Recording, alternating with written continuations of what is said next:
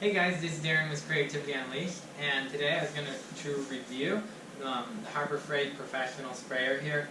I've had a lot of their like $9 sprayers in the past, and they actually work very well. This one I've had for like 4 years or so, and put probably hundreds of gallons of paint through it. Try to keep it clean, but it's so cheap, it's not even barely worth the thinner to clean it. But they're a great little gun, so let's show the actual unit here. It is put together basically the identical of the cheaper one, except all the internal components are done with much higher precision. On the cheaper ones, they actually put like liquid Teflon in a lot of the threads so that when it's put together it won't leak. But if you clean it and take it apart a bunch of times, it can start leaking the cheaper ones. Whereas this one, the fit and finish is so good that it doesn't need as many seals and stuff because it actually seals it with that. So you have the same adjustment. If you're not familiar, here's your fan adjustment, your air intake adjustment to adjust how much air. You normally do that with the regulator, but you can do it here as well. You have your how much paint or product it lets out adjusted with this turn screw. You have your, of course, feeding container. I like to buy the metal aftermarket ones. They sell for $15.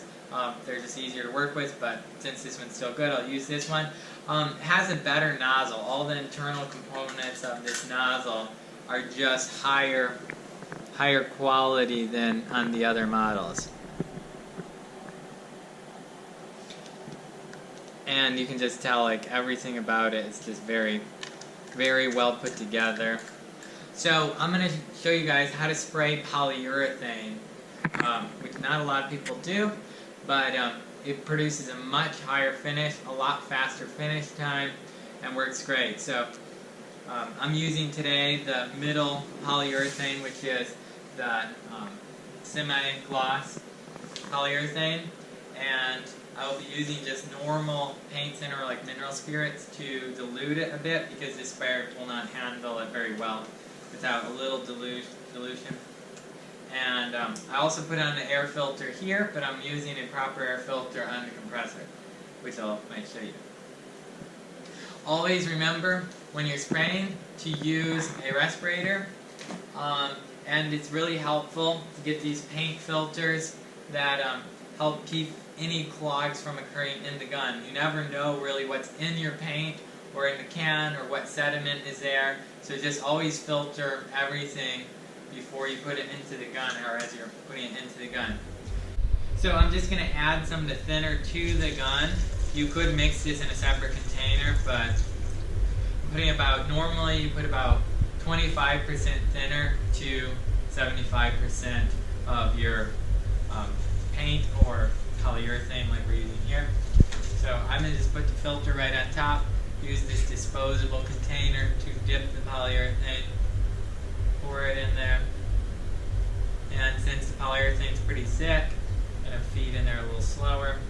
It'll go right down in there.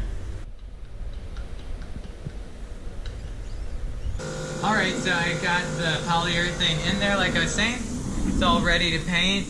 I have the fan adjustment just adjusted a little bit fanning. It helps to keep it a smoother spread. So I have these furniture that I built and stained. This is already the second coat of polyurethane, but you're going to just put on real thin coats and then sand between them, the same as the instructions say, except we're spraying instead of using a brush or a foam piece.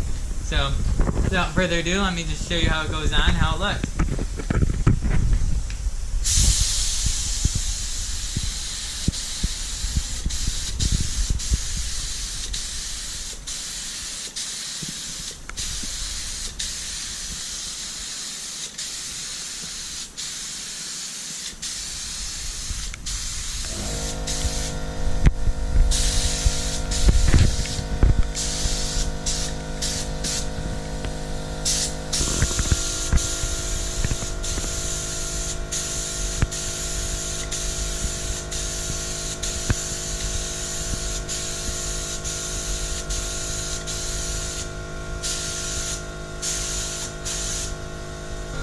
So, as you can see, you can paint things just incredible. incredibly fast with polyurethane when you're spraying it, and the result, the finish is just 2-3 times better. If you do it right, no runs, no brush marks, it just looks like glass. And you can see it's very, very good.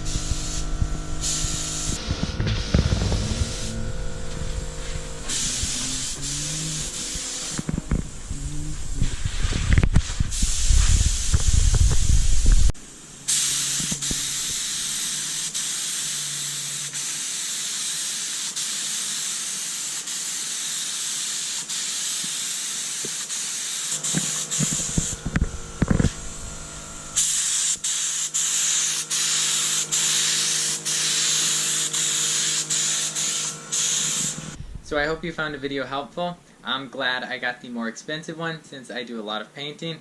It does a very similar job to the more economical models they sell, but if you're planning to do a lot of work with it, I definitely recommend getting the more expensive one. But as far as how they work, they're very similar, the way it sprays and all. But as any paint gun, it's how you take care of it, how you mix the paint, how you operate it, how you regulate your air pressure, how you dry the air. If you don't have dry air, you can have all kinds of problems. And so just ultimately make sure that you're doing everything correct. There's a lot of videos on that subject. So you guys have a great one. I hope you found this video helpful in deciding whether you want one like this or not. Have a good one.